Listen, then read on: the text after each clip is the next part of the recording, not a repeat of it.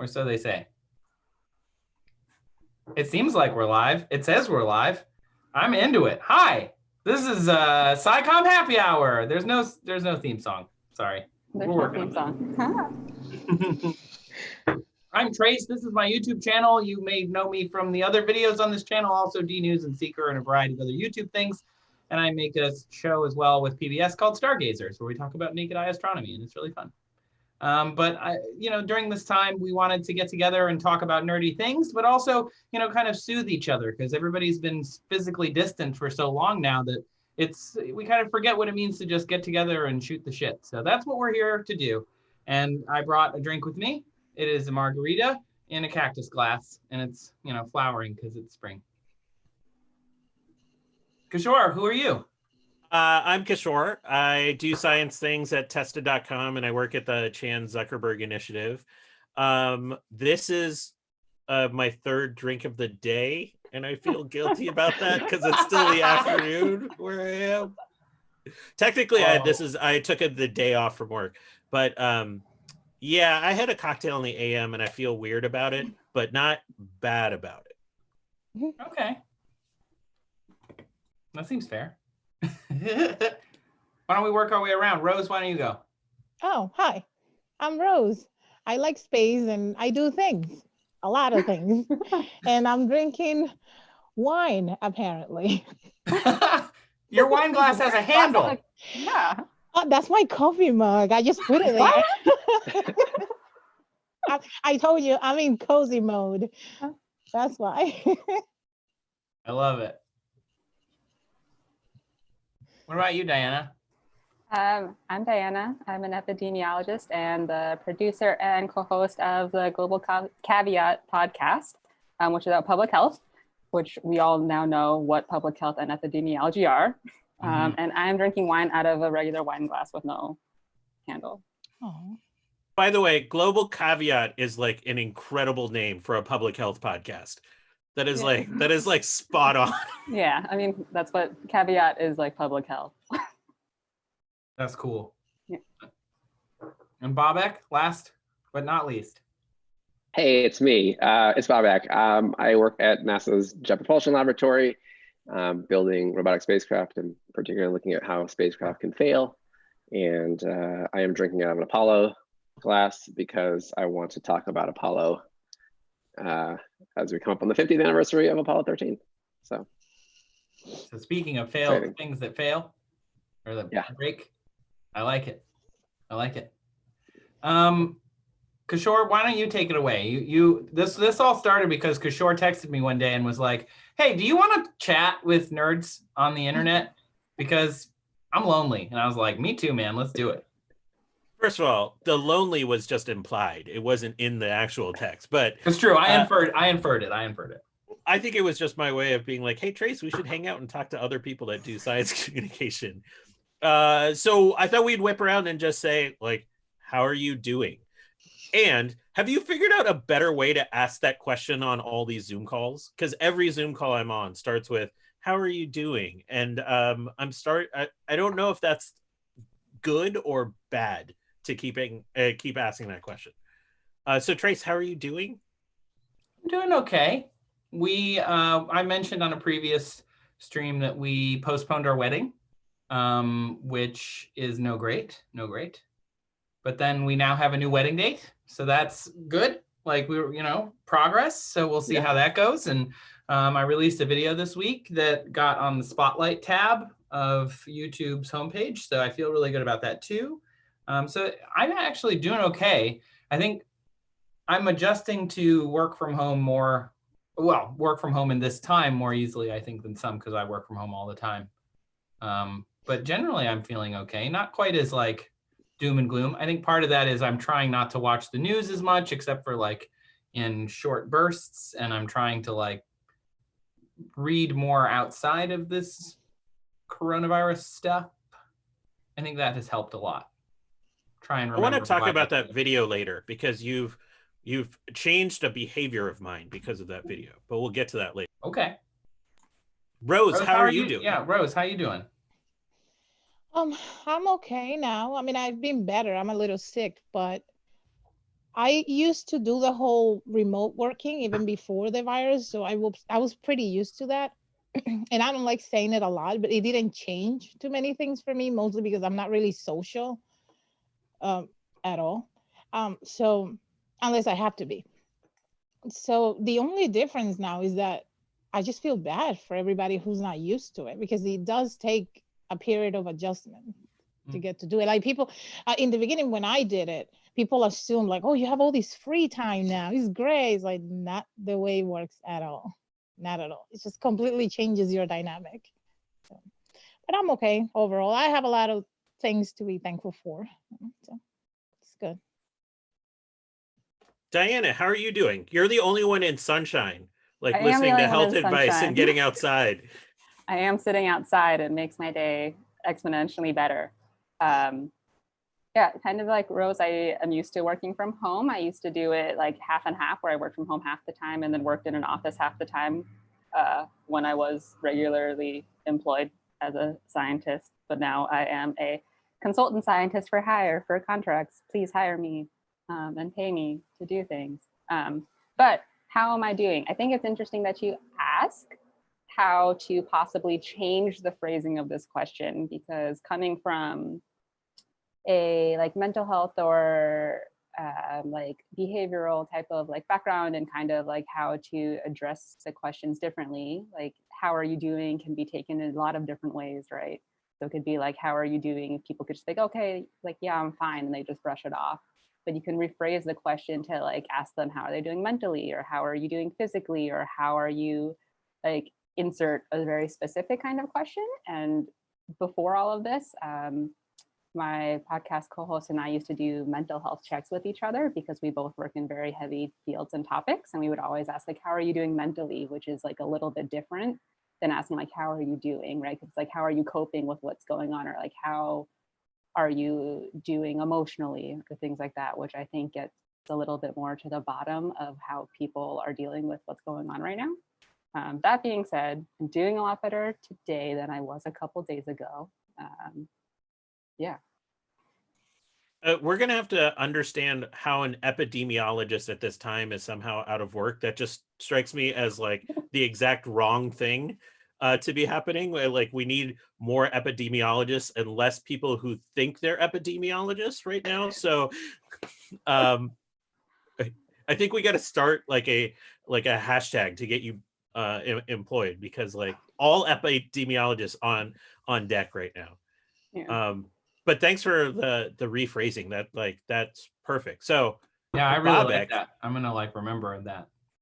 how are you doing emotionally, Bobak? I'm gonna take a cue. Thanks. I feel exhausted most of the time, but otherwise, I mean, I will say that it's the lower bar to entry of hanging out with friends online has really cheered me up a lot in this time.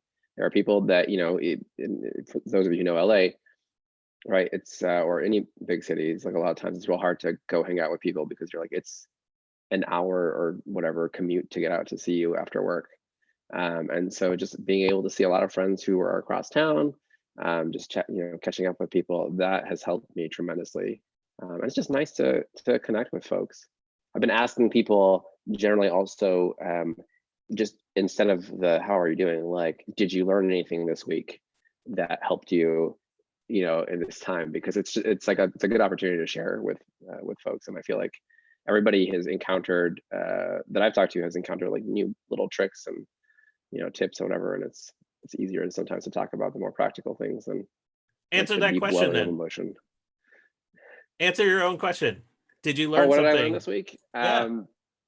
The main thing I really learned this week for me was a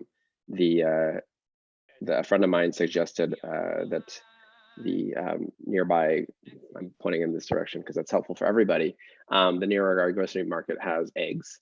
And so I've been cooking with eggs every morning, which is great. It makes me feel happy waking up to eggs. I do like eggs. That sounds nice. Yeah. It's the I little wanted them. things. I was craving them for a while. So I've been a little scared of going to the farmers market, but it's like the place I want to go the most, because it's like supporting, Mhm. small independent retailers that like I've had relationships with in the past. So maybe that's on tap for me this weekend. That's a awesome tip. Do you think farmers markets would deliver? Oh, I don't know. Or like, That's do a like great maybe they would like question. figure out, because you know, like there's that whole thing with like that like produce that can get delivered to you, because if they could put Yeah. it like in a bag and just Like a like leave it CSA. outside your door. Yeah, exactly. Yeah. Why don't you join a CSA, Kishore? I think I That could might. be cool. I didn't even like it. Didn't even come into my frame of thinking that CSAs and farmers markets would keep going at this time. So that's awesome. I mean, maybe there's one of those like ugly produce ones too. Yeah, I saw an article, I don't know, like a week or two ago that had like a farmer just like left all of their produce out for people because they're like, we can't sell it at a market because there's no markets to sell, so you can just come get it. And they just like listed their place and they're like, come get all the squash. That would be like the most popular Twitter account if they just like listed an address and like and the produce. Yeah. But for produce caching. I mean, it reminds me of grad school where like people would post like, we just had a symposium and there's leftover brownies, and grad students would immediately just like swarm that place, and within minutes it was all gone. The time, I mean, like the time for me for free food has kind of passed, like where I'm so motivated by free food, but oh man, there was an era where like you could offer me anything that was free food and I'd be like, I am there. When I worked at the Discovery Building, we had 10 stories, and on each story was like 4 or 5 meeting rooms and like 2 big meeting rooms. So every now and then in like the messenger that we would like internal messenger, they'd be like, oh my God, 5th floor, big meeting room. They're done in 5 minutes. There's still cans of soda, you guys. There's still like donuts. Oh my God, it was great. It was great. Someday we'll get back to it. Yeah. Let's talk about science. So each of us, I think, has like a science story or a science thing we want to talk about for 5 to 10 minutes. No graphs, no slides. We're just chatting about some topic. So I'm actually going to throw it to Rose first because you happen to be first on the Google Doc. What's a science thing that you want to talk about or caught your eye this week? I've actually been really like off the science, mostly because I've been so focused on COVID, but my science thing is always about representation. Is usually where it goes to, because the school stuff is really straightforward. It's like, oh, I study physics and I love space and everybody knows that, yay. But I don't know, I always have the energy to talk about representation, I guess. Yeah, let's talk about that. I mean, that's like an important part of science is having that conversation. It's because it's just so bad. It is. In science, it's just so bad. Like for me, for example, I'm Dominican, so I don't know any Dominican scientists at all. So when I got into it, I didn't really realize, I mean, that's a long story, so I'm not gonna get into that. But when I got into Twitter, that's when I really saw the problem, and I started understanding why representation is so important, because we have this very fixed idea of what you have to be in order to be a scientist. I don't even like calling myself that because I don't even know if I am one, to be honest. That's how bad it is. So I started realizing just the fact that they do have their little world, you know, and you have to be that in order to be received into that world. And that has caused a lot of problems for me because I don't really fit into any of it. And not because I'm Dominican or anything, just because I have a lot of mouth when I see anybody being kept away from anything that they love, especially science. Science is just, the way I think about science, I never really thought about it as the prestige or the scientist. I always thought about it, if you're curious, you have science in you. If you love space, you have science. Like for me, there's type of magic about it, and I don't like when people take that away from it. So I think that's where it goes into the whole representation thing. Like we need more people to talk about that, the fact that it is okay to just have that magic. You don't have to have the titles necessarily. Yeah, you have to have them to do the science, but not to love it, not to share it, not to talk about it. So I haven't really been like, I know a lot of people when they talk to me, if somebody says the word science or she's a scientist, they expect that I'm gonna open my mouth and I'm gonna be Einstein right away. that's what people want. Let's be clear about that. And that's not the way it is at all. I'm just gonna be a dork talking about how much I love the moon and how I just want everybody to be happy and how I want people to cry when they see a rocket leaving the planet because it's amazing. And just we need more of that. We just need more of that, honestly. Like right now, I'm just babbling and gushing about the fact that I love this stuff. That's just what I'm about. I don't know how to be whatever it is that you're supposed to be when you're a scientist. This is why I love following you on Twitter. because you're like, I'm just like tweeting about this shit. I don't know how to, I'm not trying. You're like, be cool. I'm like, I don't know how to be cool. I just want to tell you how great it is. And I don't know. That's the I don't best. know how to be any other way. This is why we're Twitter friends, because that's what I do too. I just want to talk about how cool all this stuff is.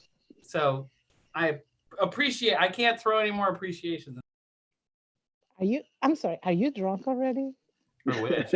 Or are you just No, like, that's the patented Trace enthusiasm. It's like that's just like when he talks about science, he gets very like this with his arms. I love that enthusiasm that he has because I don't have that. The only time in my life that I look excited at all is when I'm talking about space, if I'm around space or anybody that knows space or is related to space, that's it.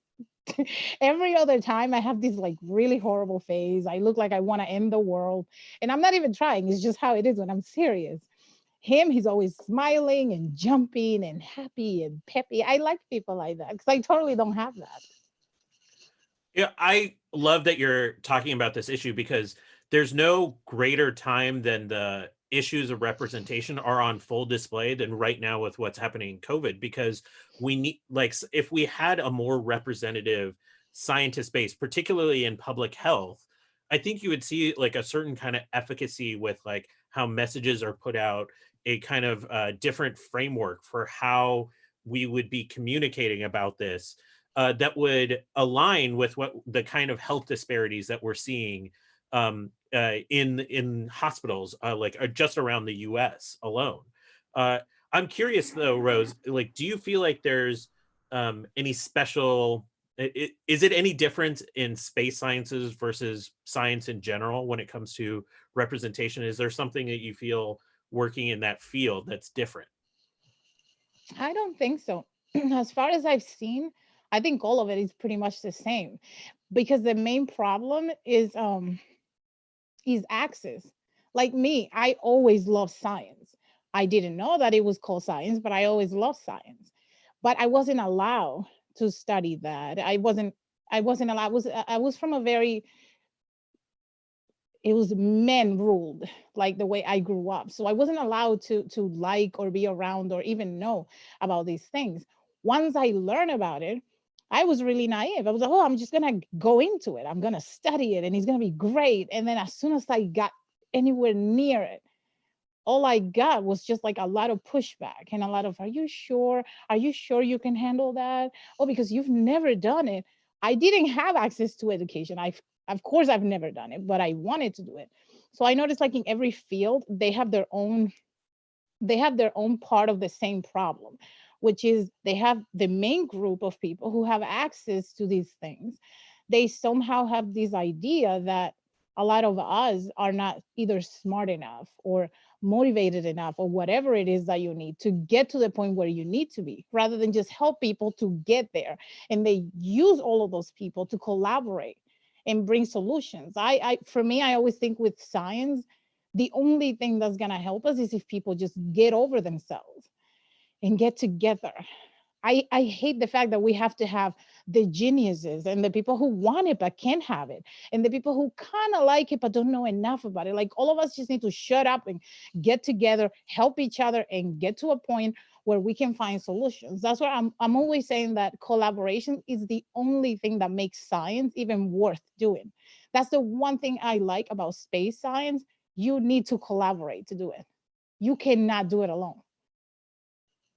Yeah, I mean, I totally agree, right? Like what we do is thousands of people working together to make something happen.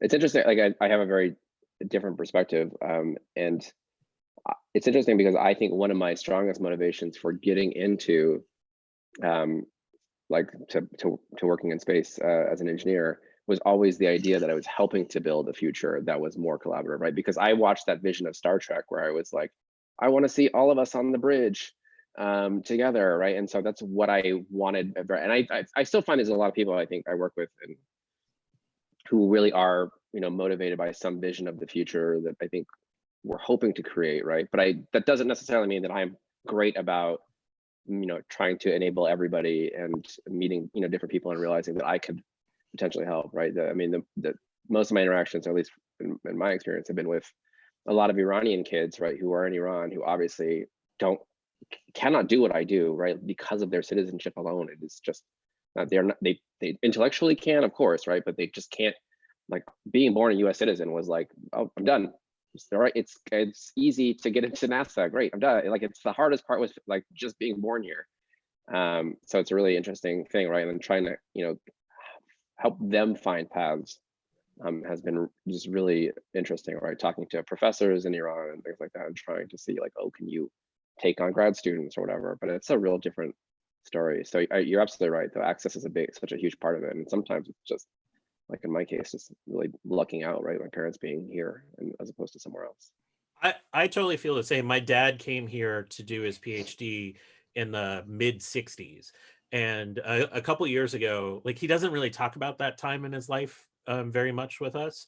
But a couple years ago, I just like, you know, it's time we talk about this for a number of personal reasons. And we were talking about, you know, him going to grad school as a foreign student. He was like the only immigrant in his entire science department, let alone like his, you know, special field. And he would talk about how his stipend was intentionally less than other grad students, and like the discrimination he felt. And like he would describe it in these terms of like of when he like there's meals that he would miss because he didn't have enough money to like buy food. And like that's not anything I've ever grown up with, especially in the context of science. And so understanding like that history exists, like whether it's in your personal history or just the legacy of science in general, like changes my perspective on the enterprise and like this pursuit of knowledge. So it's like they're not these like distinct things. They're like intertwined with each other in these incredibly complicated and rich ways that still have impacts on all of us, if not for generations to come. Yeah, I don't have an eloquent way of ending that sentence. No, well said. That was good. I thought it was really good. And I was thinking, like, as a person who passes as white, like my grandfather moved here from Puerto Rico to go to Michigan State and did not speak English. He started college at 16. And the stories that I heard, I never got to know him very well. He died when I was 10. But like the stories that I heard even then was like, he was thrown in the river a lot. Like he was physically removed. And then I think the only thing that I can promise as somebody who's now third generation is that it gets better. Like that eventually you take over and you are the people who can remember to accept others, you know, remember other people's struggles and accept them into the field. And I think we're really good at that. I think we're really good at that now. I think we've gotten a lot better at it than we were in the 50s. That doesn't mean we don't have a long path ahead of us. We definitely try. Diana, we're gonna switch topics, and let's talk about what do you want to talk about? What's something that caught your eye, science or not? I feel like I've done a lot of the same things all week long. I'm mostly working on a manuscript that's about the social learning theory, which I've what is that? Yeah, social learning. Yeah. Okay. So social learning theory is basically like the concept of how someone learns human behaviors. And social learning theory is specifically about how your exposure to other people impacts how you end up behaving and what you believe is acceptable. So on like a really heavy note, a lot of my research that I've done is about gender-based violence, because that's what I have data for. So I do research, or in the past, like when I was doing my graduate studies, I was doing this, my thesis was on gender-based violence and incidents of domestic violence in ongoing conflict settings. So I did a lot of work for like specifically in Ukraine, which is still having a war going on, even though no one talks about that. And all we talk about is the fact that they like elected a comedian to presidency. And a lot of the other stuff that's in the news with Trump. But so anyway, I'm working on social learning theory, which is about, like, I'm specifically applying it on how living in a setting where there's constantly violence is going to cause other people to think that violence is acceptable and therefore be people that commit violence. And that has to do a lot with how, also it's like, partially like they're experiencing violence because they're constantly seeing it in terms of like being in a war setting, right? But then also like societal acceptance of like using violence for power. So a lot of countries still accept, like especially against women, that you can do like domestic violence in the home to assert power. So I'm trying to work on these manuscripts that I started over a year ago, and now I finally have time to work on them. But I've realized that I don't remember anything, because apparently if you don't do something for a year, you forget it. So this week has been a lot of me rereading things to me, like, oh yes, that's what social learning theory is, right? That makes sense, like, correct. If you see something as a child a lot, you might adapt that to that behavior, which also, you know, it goes with a bunch of other things. So like if we tie it into like what's going on now with like racism and everything with COVID, you know, a lot of things, like we hear the president talking about things where he's quite racist about things. And if you live in a home where that's like repeated, you might also be racist, but you could also be in, you know, a social group or setting where people don't think that way, and that could counter that, which is interesting. So it's like where you pick up your social cues. You could do it from your parents, maybe teachers, maybe other kids your age, TV shows. There's like so many different things that could like socially impact you that would change your behaviors. That's what I've been working on recently, like in terms of science. Can I ask a question about domestic violence? So Yeah. there's been a lot, both in pandemic literature and then recently, that the isolation leads to an uptick in domestic violence. We know that. Can you, do you know, can you speak to anything about like what that is, and like what some of the kind of like, how do we even broach that topic? Because a lot of our first responders that might be responding to domestic violence, they're already stretched with the public health emergency. Yeah, absolutely. In times of like pandemic and natural like disasters and events, there are typically like more incidents of violence, and especially domestic violence, like right now with people not being able to socially distance, because a lot of times people that live in potentially harmful home settings would be able to leave, right? Like their partner leaves or they leave during the day, and now everyone's home. So they don't actually get to go out, which makes it a lot harder to like escape a bad situation. And then you also don't really have people that you can talk to necessarily, because a lot of people that experience violence also don't talk about it, right? A lot of times it's hidden. So even though people are more connected right now, they might not be able to talk about that kind of thing. But one of the things that might be contributing to it, other than, you know, everyone being home all the time with the other person, is also things like a pandemic and natural crises. You don't have control, right? A lot of things are like people don't have control over what's going on. So like that's a lot of the reason that people feel a little bit confused and struggling during this time, is because you don't know what's going on. And things like using violence as a mechanism of power is like a control thing, right? So you can control what you're doing, you can control this one thing, and you like know what the outcome is going to be by doing that thing, which, I mean, I'm not saying that's like a reason to do it, right? It's still like pretty messed up. But it's definitely some of the factors is just that you're home, or that you, as a perpetrator, might be doing it just to have some semblance of being in control of what's going on. Like maybe you weren't violent before and now you are, right? Like, I don't really know. And then in terms of first responders and things, it's really difficult, right? Because a lot of them are responding specifically to people that aren't okay and people that might be presenting COVID symptoms. I've seen some things where people that are neighbors have been giving each other like cards and stuff that they can put up in the window, or like have some like coloring like mechanism, like green, like everything's okay, or like yellow, like things aren't so Is that great. effective?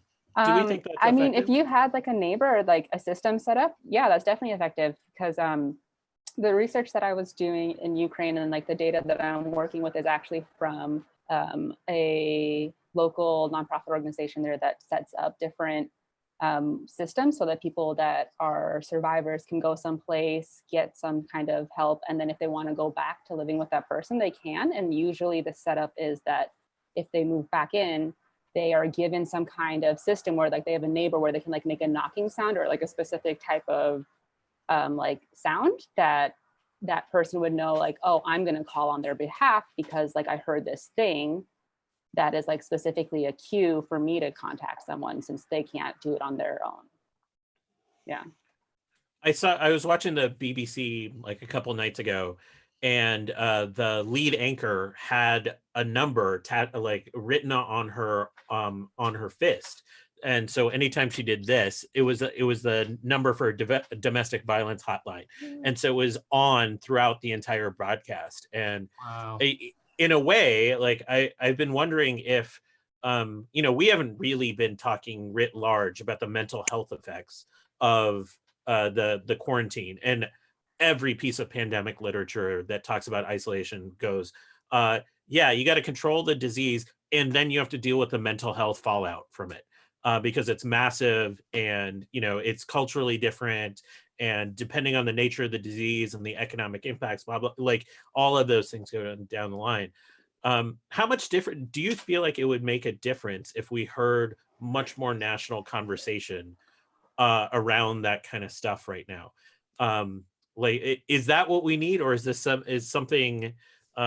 Is there something else that the kind of like science and literature says that we need to lean into? I think normalizing like discussion is always a good thing, regardless of like what type of mental health or abuse type of thing it's in regards to, because it makes it so the person that might like is a survivor of that would be able to feel less like stigma talking about it, right? So that goes for like any type of like, I don't know, disability, mental health, abuse that you're experiencing, just being able to talk about it without feeling bad about it, because a lot of times survivors don't feel comfortable talking about it because they feel bad that they've been letting it happen, right? So if it's discussed, then maybe they would feel more comfortable seeking help, or maybe, I know that you're not supposed to go to other people's homes, but maybe they would have someone who would be willing to let them come to their home instead, right? Or maybe they could find some other type of shelter or some other type of space to be in, because there's a lot of people that, like now there's not saying that everyone can just like open their houses, right? But there are a lot of places where people have moved back home during this time, or like moved in with like other people, or like some people have like left their spaces. So I'm sure there are a lot of like open apartments and stuff that possibly people could go to. I don't really know. I know that like in terms of New York, I've seen a lot of listings for people being like, oh, if you're a medical, like a physician or something working on the front lines, I have this space available for you. Like, I'm not living there right now. I moved back home for during this time, right? Like, feel free to like come. Like, maybe it could be something where there's that type of network for that as well. I'm not sure what the right answer is, but definitely talking about and normalizing that these are things that happen is always a good thing to do. Well, and even just what you said there is like, that's for some people, the idea that you would open up your home to a stranger who needed it more than you did is a revelation, and it would never have come up if you didn't talk about it, and it never would have been talked about if there wasn't like an acknowledgement that there's a reason to talk about it. Yeah. Can I ask one last question? Totally tangent. Yeah. What do you think about as an epidemiologist, what do you think about all the armchair epidemiology that happens online, where everyone is like making a chart? The axes on the chart aren't labeled for whatever reason, you know? So I actually wrote my first Medium piece because I got so mad about this. I saw some article that was like, I'm not an epidemiologist, but, and I was like, what? No, like I can't deal with that. So I wrote a piece called, I'm an epidemiologist and epidemia or a public health professional's response to coronavirus influencers, because I just can't deal with this anymore. So like, was the first line literally like, I just can't? And I should have. I should make another one being like part 2. No. But I'm not an infectious disease epidemiologist, and I did actually get some flack because at the end of it, I put a disclaimer being like, hey, I'm not an infectious disease epidemiologist. I'm a social epidemiologist. And people seem to think that that's not valid still. Like, I study how humans interact with each other, and also I still went to school for this, unlike tech bro over here that like did nothing, right? He like just opened up Excel and was like, X and Y.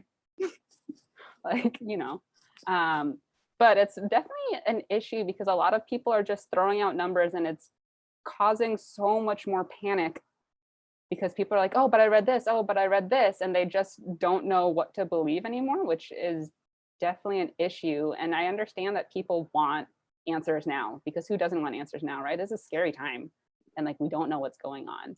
But the nature of public health and epidemiology, like I joke about this all the time when people ask me how I feel about being an epidemiologist. I think it's a really sad field to be in, because most of the time I have to wait a really long time for like people to get sick, really bad things to happen, people to die. And then I'm like, 2 years later, here's your answers, like, right? Because that's how you model it, because you wait until you have enough time. This has only been going on for like a handful of months. You can't make all of these claims and being like, oh, it's going to do this when you don't know yet, right? Communicating and also the uncertainty.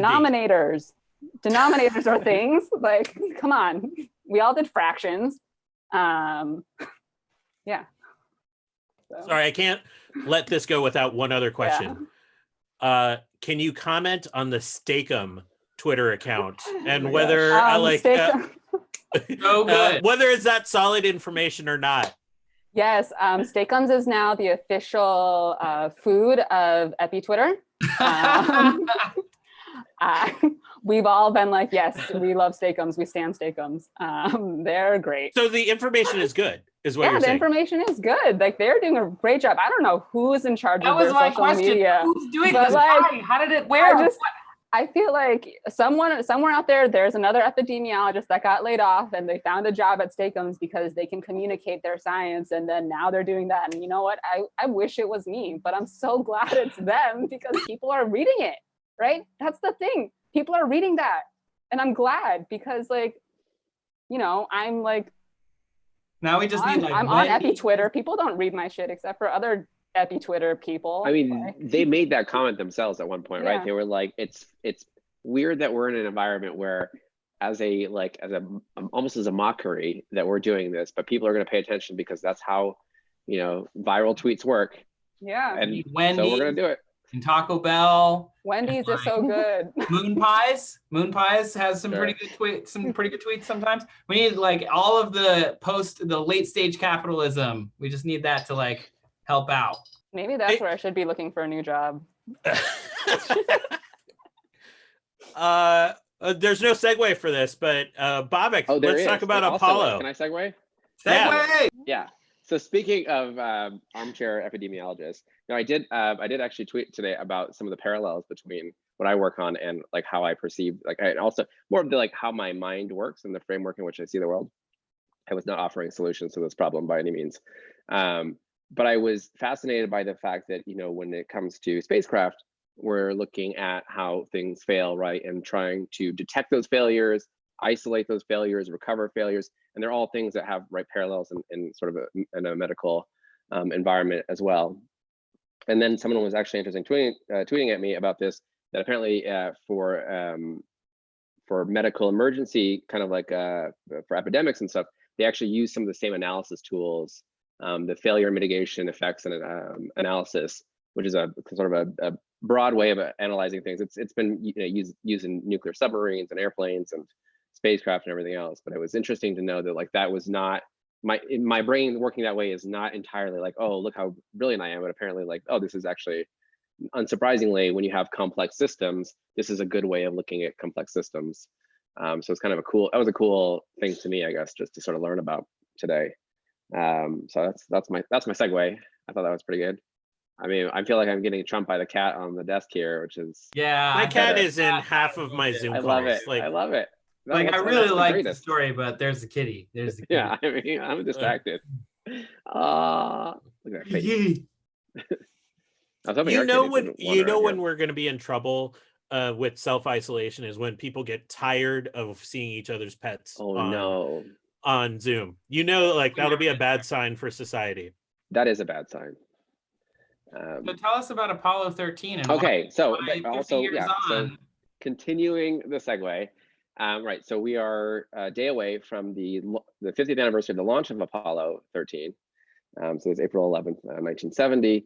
And of course, I don't need to talk about the movie or the plots and how they solved it, because if you haven't watched the movie is amazing. From the Earth to the Moon episode, also the Tom Hanks was the kind of, I guess not the director, but the chief of executive producer of the HBO miniseries afterwards, also has a great episode on Apollo 13. But I thought about talking about like how this is it was a very weird anomaly that happened on that mission.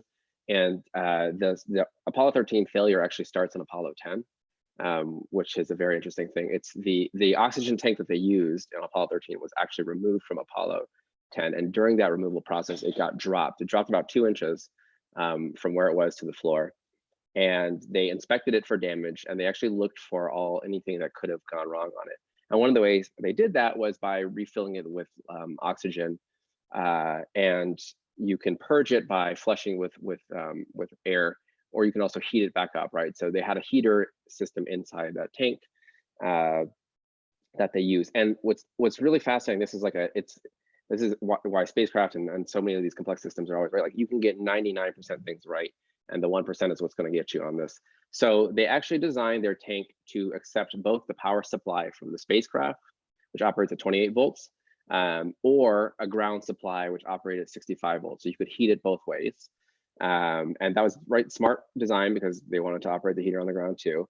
And so sure enough, in order to boil off this excess oxygen, once they had filled it to test it, they connected it to the ground supply, they turned it on, and about 8 hours later, all the oxygen was gone. And they were like, great, looks like everything worked out just the way we intended.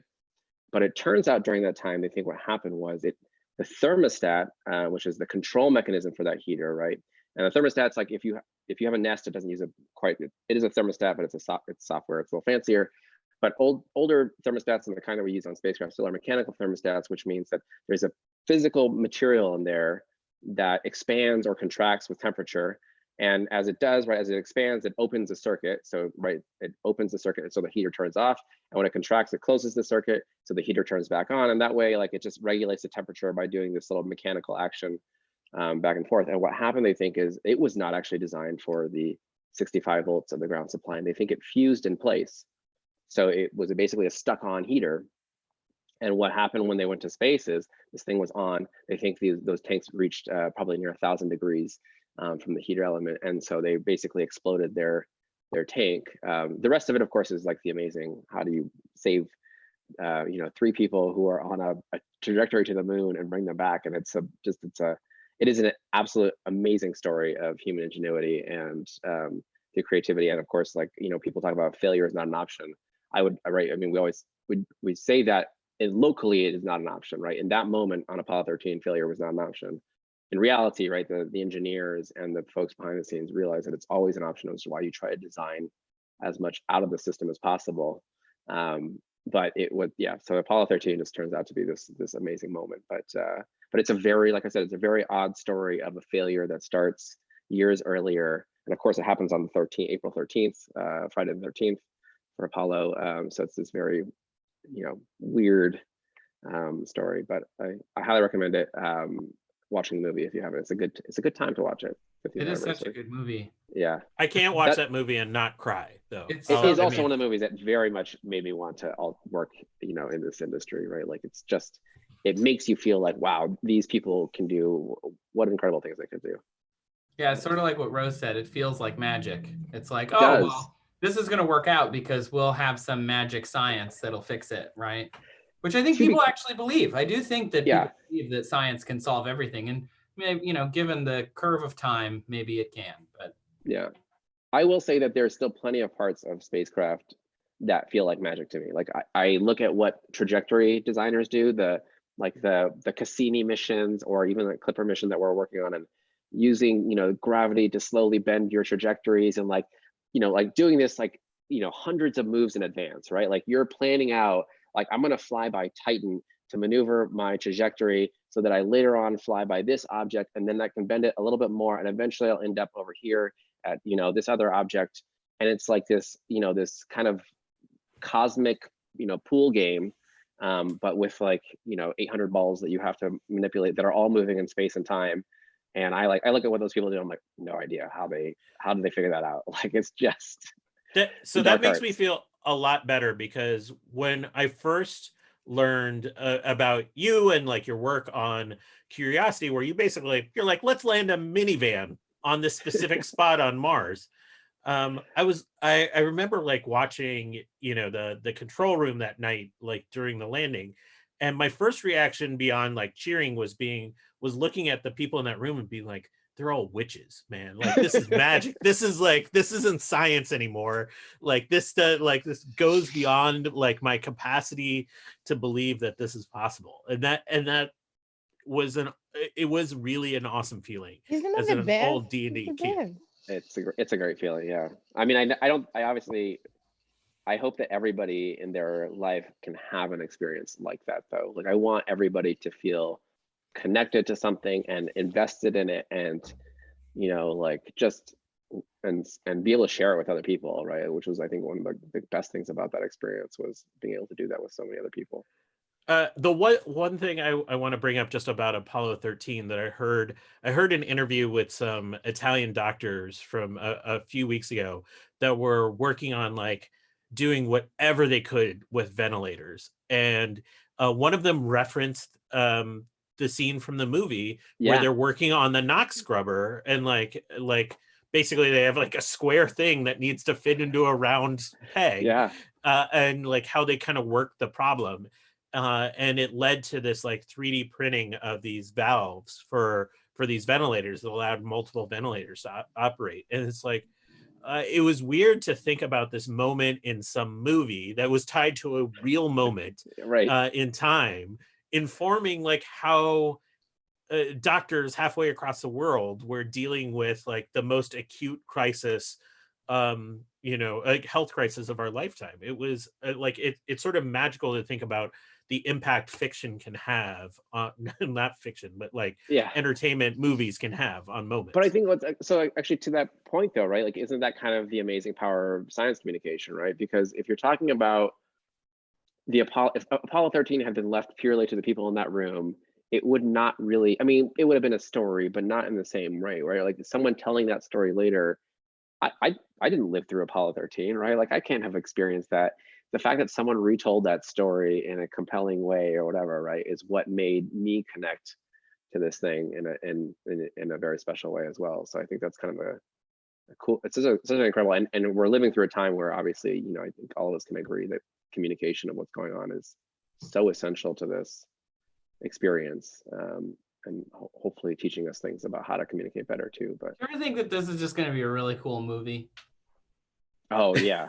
Like this is gonna the time we're in now, there's gonna be some really good movies in like 20 years. It's gonna be good. Really interesting. There's some amazing creativity, I feel like, coming out of people's being stuck at home and being more maybe like willing to just experiment and play with things and being comfortable with it and just being like, well, I got nothing to lose at this point. Like I kind of love it. I will put a random plug for a thing. If you have not watched, I think it's Gabe Gibbs' Friends, the musical, where he does it's a 3-minute musical about it's sheer perfection. Highly recommend it.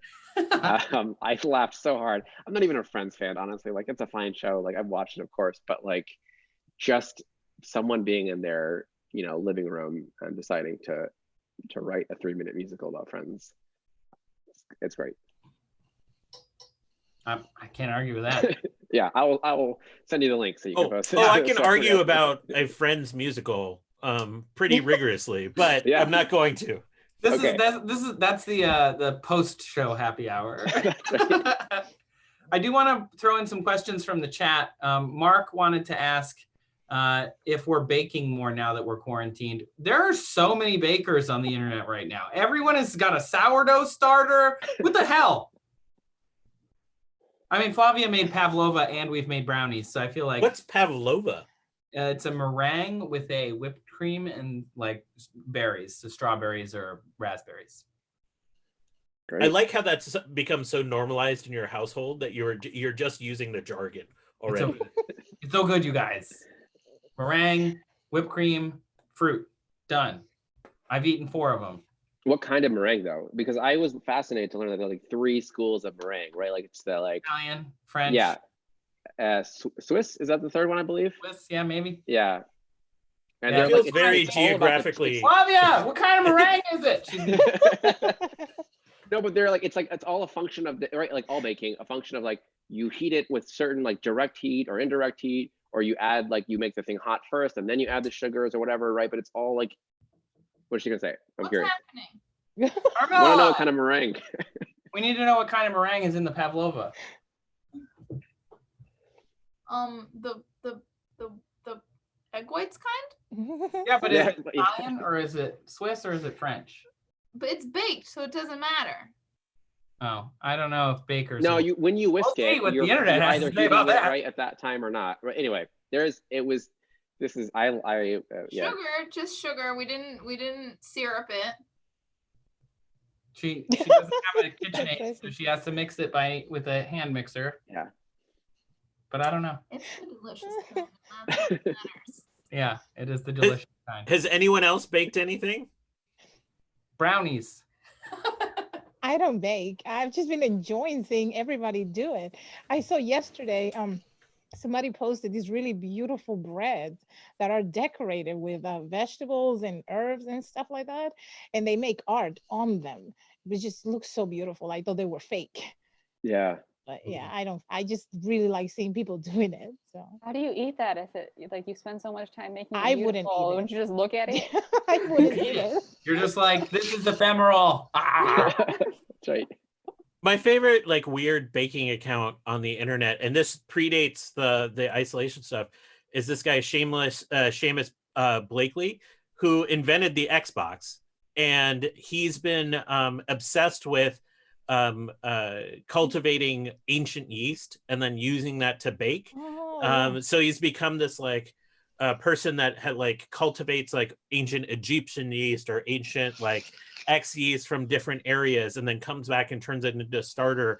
And you can like watch him go through this like months-long progression on these Twitter threads of baking with that. And like sometimes, and he's really honest about it, he's like, sometimes he's like, the yeast from this era was bad. How do you get that yeast? Like, do you go and like to Egypt and like you rub a pyramid? Yeah. You I don't know just if it's walk the dough through the pyramid. You're like, I got Yeah. this dough on the tour. I'm just taking it with me. I think it's not that far from that time. You can tell we're not bakers on this. No. Yeah. Well, Mark asked because Mark's got a cake in the oven. So I hope it's a delicious cake. Can we have it some? Another question from the chat. EAE wants to know, how far are we from terraforming Mars? Oh, a Really ways. far, like Really far. really, really far, like really far. Like, Yeah. really. Also, maybe we don't have to do that. I mean, I'll throw that out there. There's an option where we don't have to terraform. We could just, like I don't have to change, Yellowstone to be something else other than Yellowstone. So I'm good with maybe yeah. like, I'm just Yeah. saying there's a case. I love talk that about the merits analogy. I think that's great. of another time, but yeah, just You don't have to turn Antarctica into Florida. It's that's right. fine. Just leave it as Antarctica. unless we do it on accident, and then we've done it to ourselves and we suck. Right. But anyway, I did a video about this for D News, and all the research says that even if we could terraform today, if we started it right now, it would take hundreds of years, so we would never see the end of Oh, it. yeah. It's not like you can just make an atmosphere in a few days, even though sci-fi would have us believe that we could. It's not a thing. I know we're running out of time, but I want to talk about something that Trace, how you impacted my life this week. Oh, So Trace I wanna hear released a video about washing your clothes and how that relates to bacteria and viruses on them. And there's a suggestion in this video of having inside and outside clothes, which I had never heard of before. Yeah, I got inside and outside shoes. Like I have slippers at home, like I'm a normal person. But the idea that we could have clothing that we only wear outside and clothing for the inside. And I'm not talking like pure PJs, but like wholly separate organization. And I've started that this week. Oh. And you know what? Like, put aside the fact that there is like, you know, a novel coronavirus out there in the world. I'm kind of into this, period. Like the idea of like clothes I only wear inside my house versus clothes I wear out in the world. Tracy converted me. Can you talk about like why any of this like is a thing out there besides of my, you know, my minor OCD about it?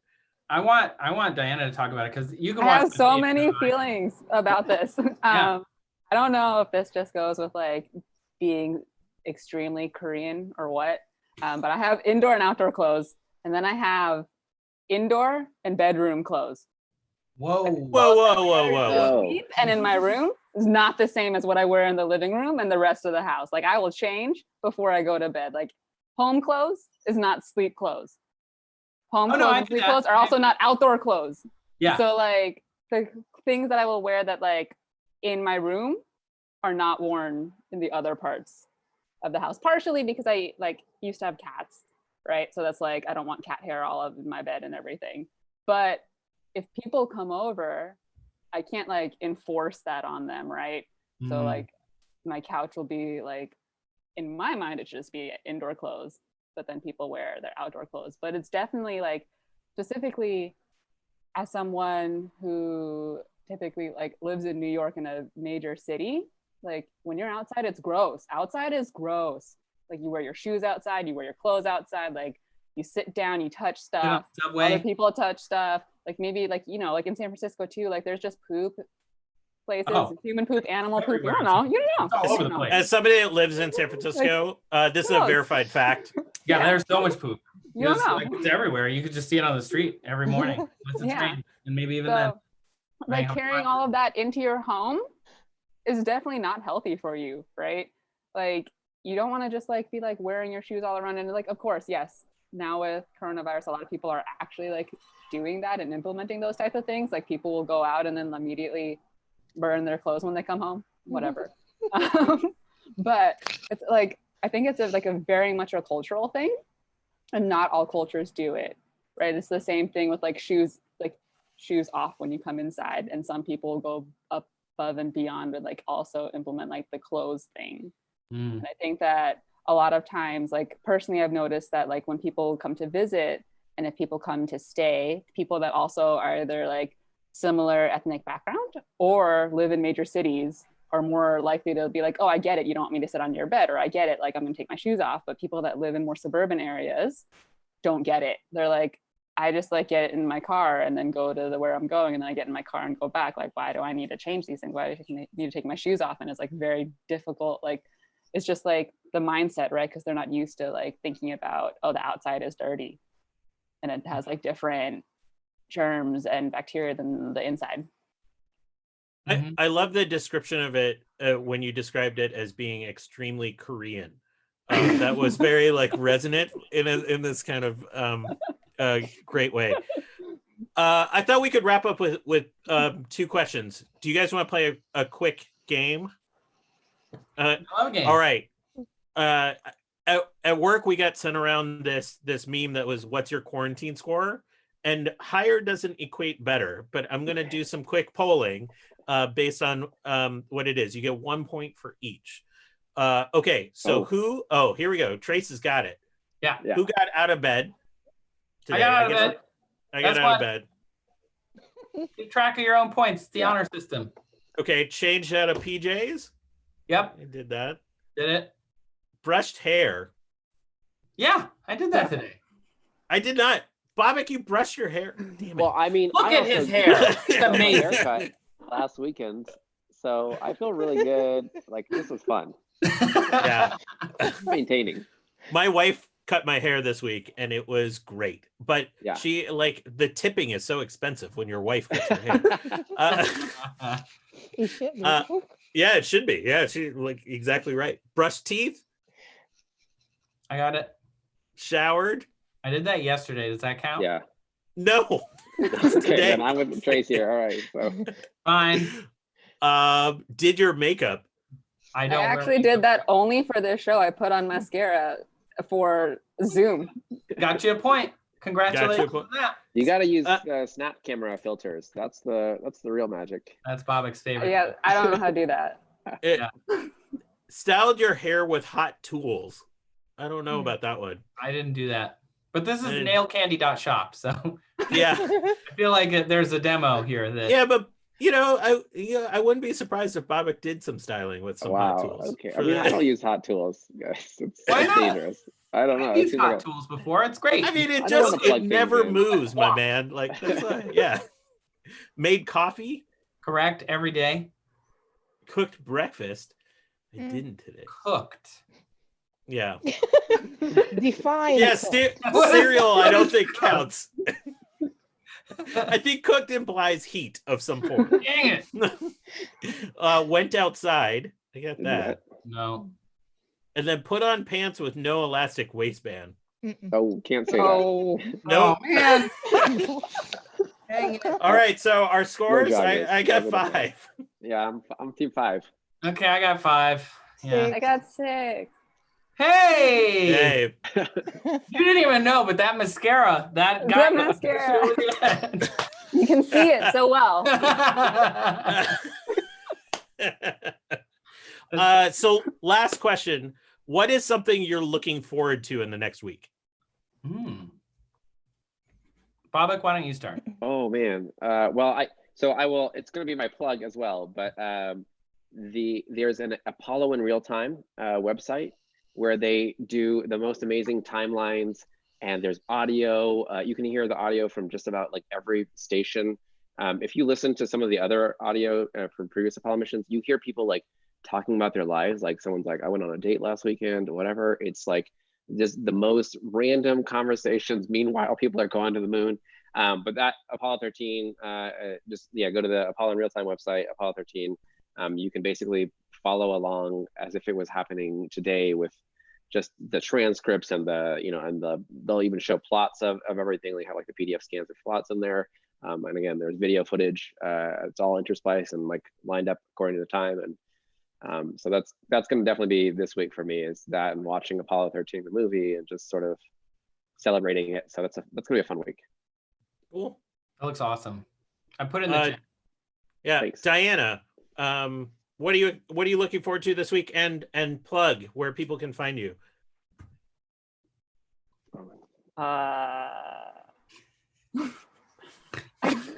Start with the plugs, maybe. Yeah, start with Okay. You can find me at Klattalist, KLATTALYSD.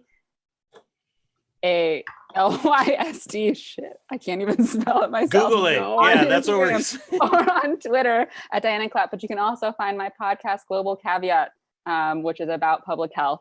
So you should definitely listen to that because it's public health things that are not coronavirus related and other public health things, so you can find out what else public health is about. And what am I excited for? Oh shit, I don't know. I like Bobak's thing. I'm excited for that. I don't know. nice. Let's all Rose. watch together. Yeah, let's do it. Actually, we should do a group viewing. Well, I'll Let's do it. message you about that. Okay, Yeah. perfect. Okay, I'm looking forward to that. No.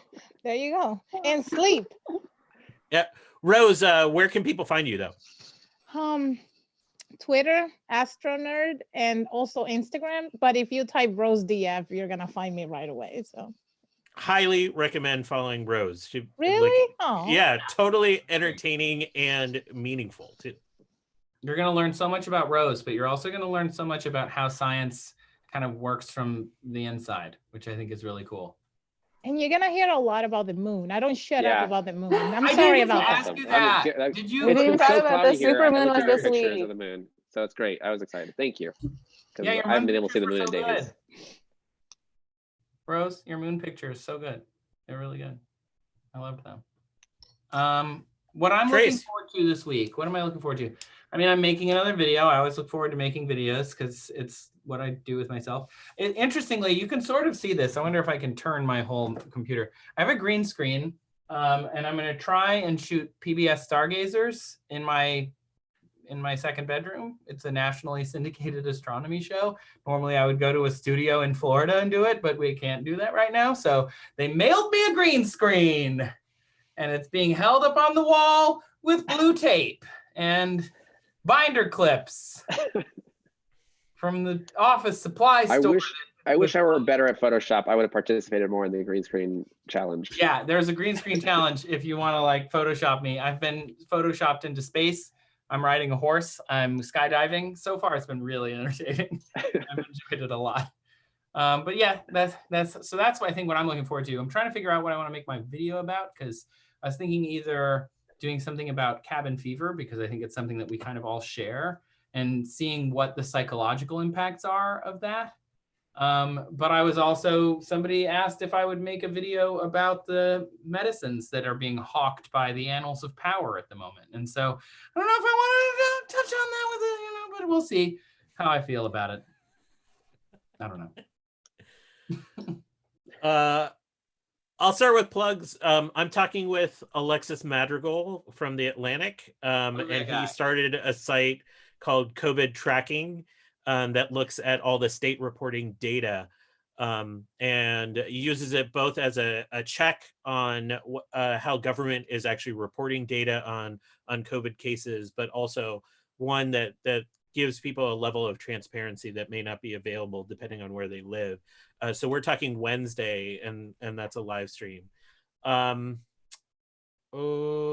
have some social science research coming out soon on people's perspectives to all of this that I'm excited about. And there's some coordination around that. What I'm looking forward to, two things. Trolls World Tour, watching it on demand tonight. All Rachel Bloom as a troll all day long. Sure. I am ready for trolls. Okay. And then tomorrow, friends of mine are doing a Zoom version of Cribs, where we take each other around our houses and we have to give like a 5 to 10 minute talk about some weird thing in our house. And I live in San Francisco, and like we have this awesome built-in hutch that's in our house. So I'm going to talk about the architecture of 1920s built-in hutches in San Francisco. Cool. And I have not started that talk, so this will be bad. But luckily, there will only be 5 or 6 viewers. But I'm excited to learn about it. I just want to jump in here and point out that you're a nerd when your idea of something to look forward to is writing a talk about 1920s architecture in the hutch in the corner of your home, which is why we all love Kishore so much. I vote for the cabin fever video for no apparent reason. Cool. Well, thanks for being on. What were you gonna say? We're gonna. Oh, I was gonna say I love it. I was supposed to have a housewarming party this month. Like it was like, oh, we're gonna have everybody over in April for a housewarming. So I like this idea of like a virtual housewarming Zoom kind of thing. Like, yeah, come see my house. I feel like there's gonna be so many housewarmings once all of these like stay-at-home things are lifted. Everybody's gonna be like, "Come over," and everybody else is gonna be like, "No, you come over," and then we'll all just end up in our houses. Yeah. It's just an houses. Yeah. It's an opportunity to use all those weird video angles from MTV Cribs, where you're like everyone's like sideways and doing like these jump cuts on like cat litter boxes and stuff. It'll be great. Ooh, I have a plug before we go away that has nothing to do with any of us, but I've been watching it on Apple TV Plus. I know that's not a thing that a lot of people are plugging all the time. For All Mankind was fine. It was fine. It was fine. It was fine. I don't know how they That's slammed That's down. not a Didn't watch plug. it. I'm just saying that's what people that's what the space half of us probably associate with Apple TV Plus, and it was fine. But Invisible out on television, amazing.